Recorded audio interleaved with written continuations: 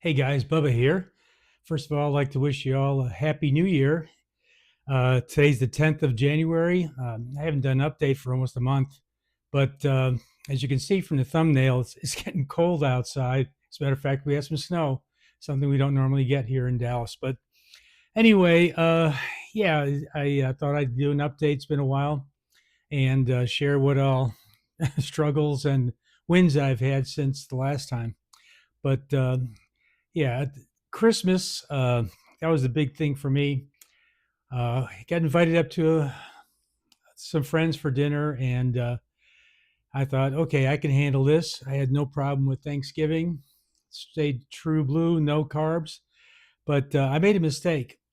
We were going up on Christmas Day, and on Christmas Eve, I stopped eating at 4 in the afternoon, and I didn't eat again until we got there the next day, and it was almost noontime. So I was hungry. Didn't have time to eat because we were busy traveling. It's a 2-hour drive, blah blah blah. But but then once she brought out the stuff, I mean, yeah, charcuterie tray, which was okay.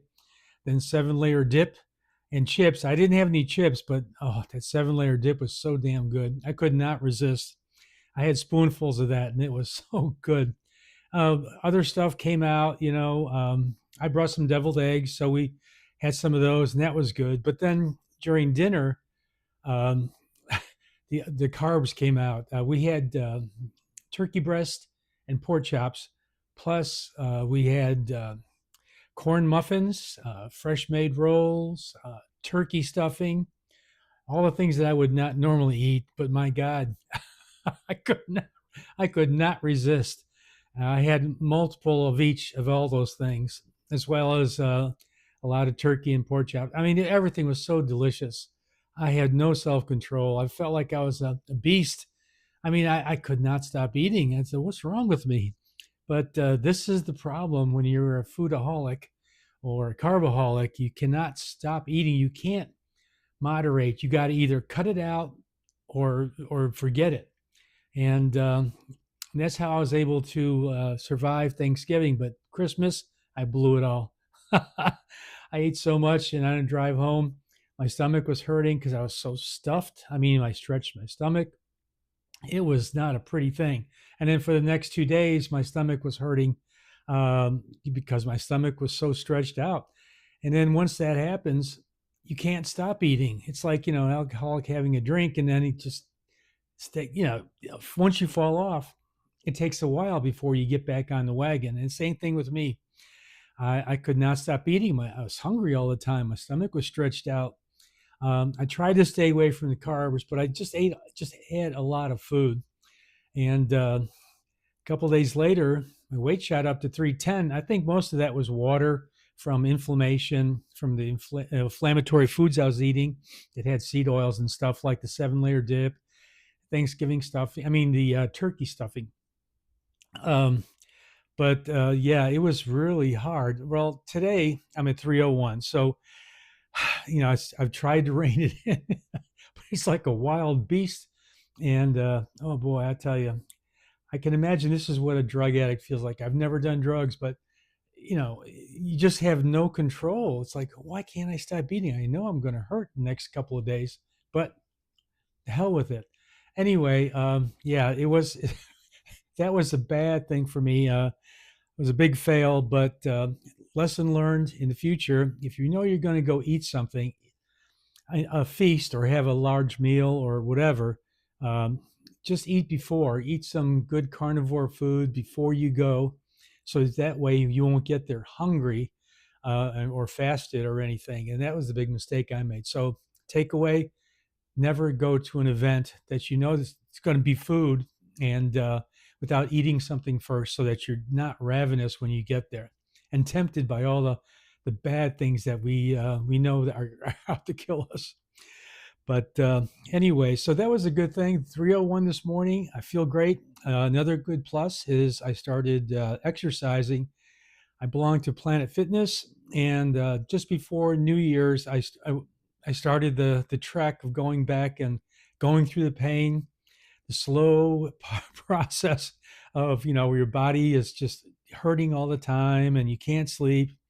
I'm at a point now. Let's see, it's been about 2, 3 weeks where I actually feel about three weeks.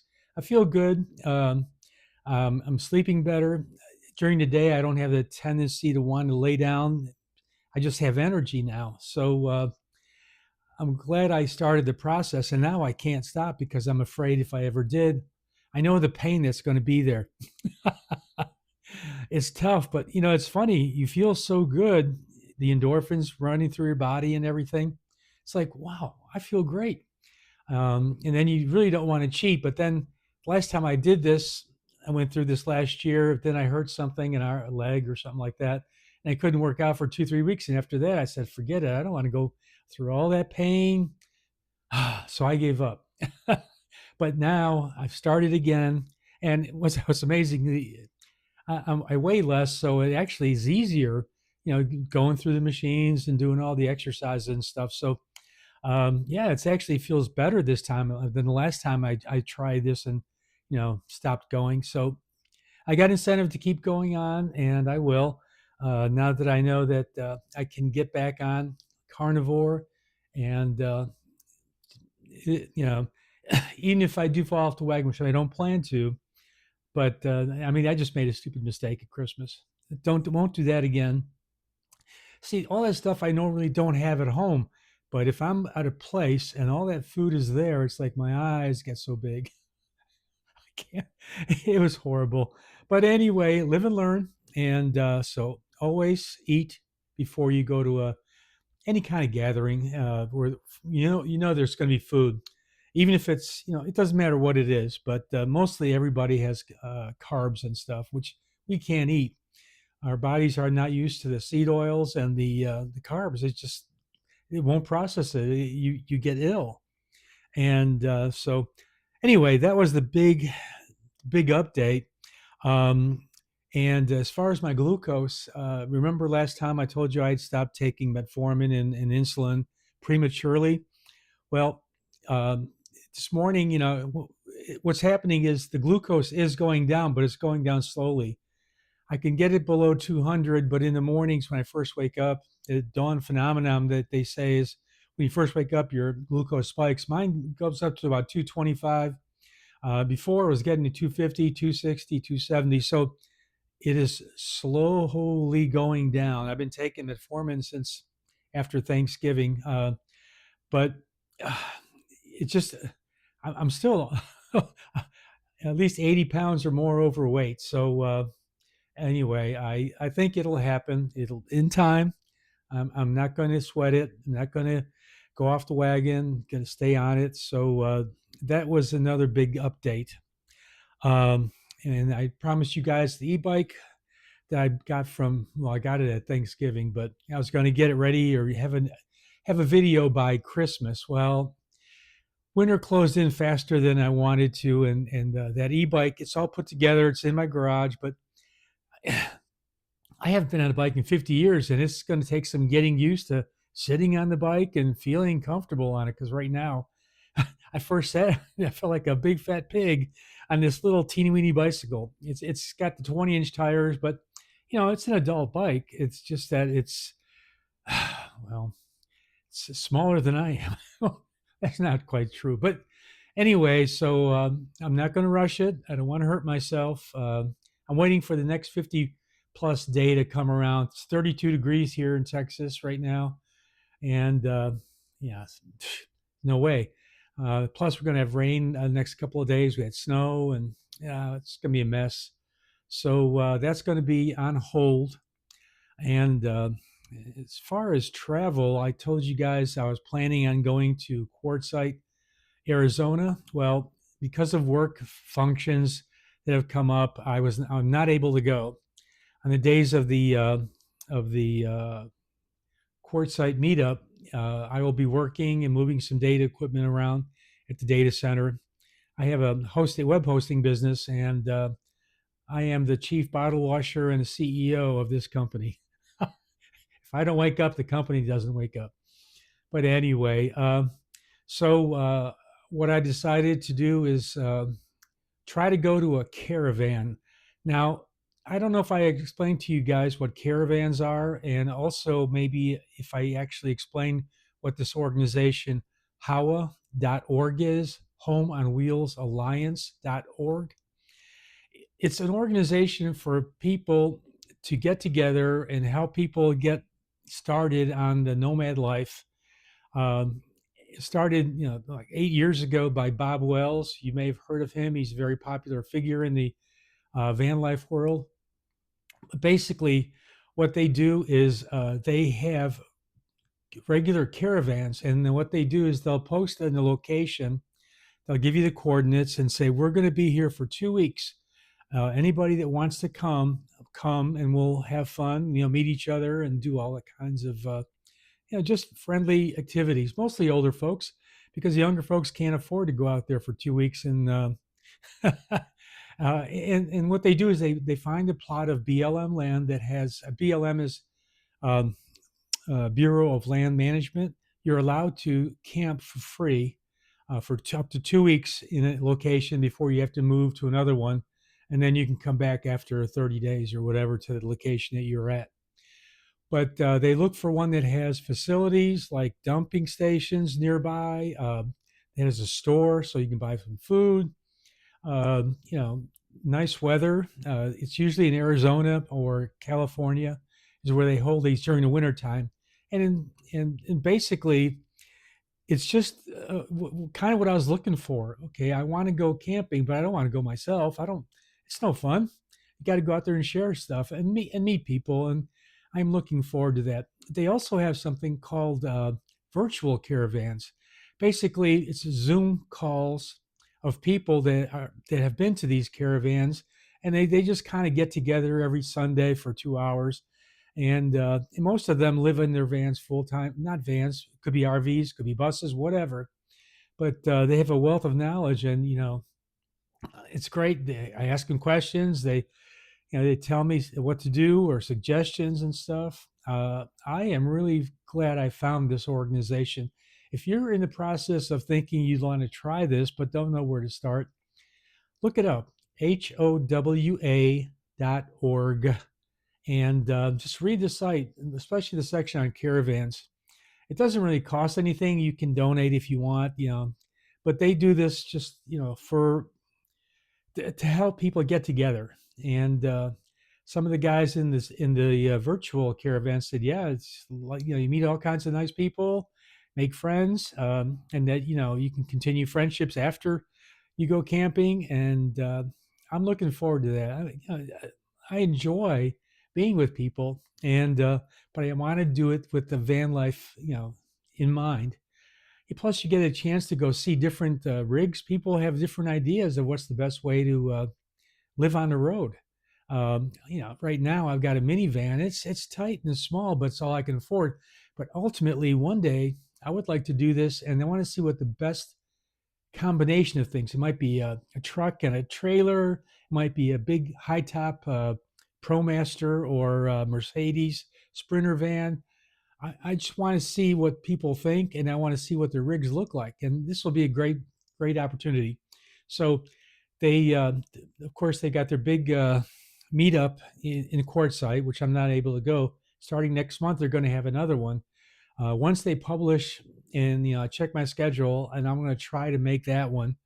And so again, if you're thinking of this or interested, just go to that website, HOWA.org, and look around. I mean, I also been told that Facebook has a number of van life related groups of people that do something similar to what Howa does, but they have it in various states, various locations, and I'm slowly learning how to use Facebook. I've never really used it before, and I'm starting to look around and see what's out there regards camping and stuff. It's a process.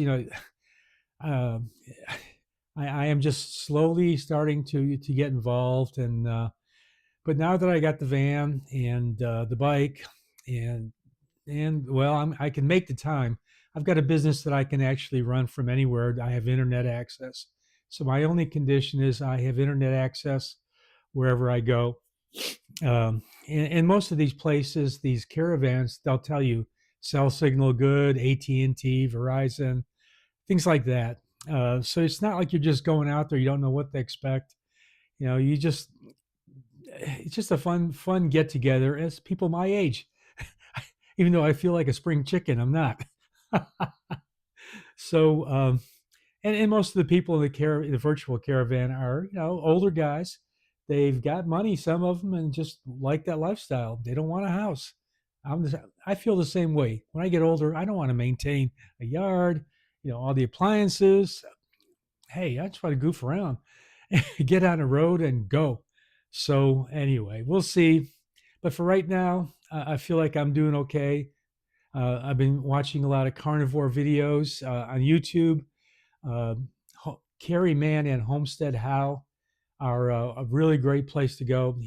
Carrie Mann is the one that started that video they're making right now called "Healing Humanity: The Power of a Human Diet."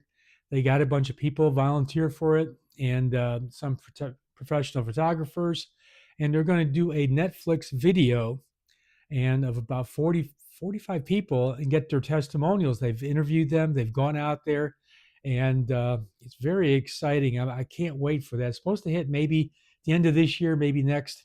They still got to, polish it up and everything. But so far, everything I've seen is phenomenal. It's like this problem is so prevalent. If they can get as far as obesity and health, if they can get it on a platform like Netflix, then there's a good chance more people will see it and heal. I mean, it saved my life, and it can save others. So, by all means, yeah, take a check him out. Homestead How started off as a homestead channel, and this person, Kerry, he was obese, depressed. He is on a box full of medications for depression and everything, and he found carnivore just like I did, and now he's preaching it from the rooftops, which I kind of am too, because you do feel so damn good. It's like compared to how I felt before, I just cannot believe the difference. So anyway, this is my update. I don't have anything really else to tell you right now. The big thing is watching the glucose keep going down. I guess I need to set a goal, 290 or something by another month or two.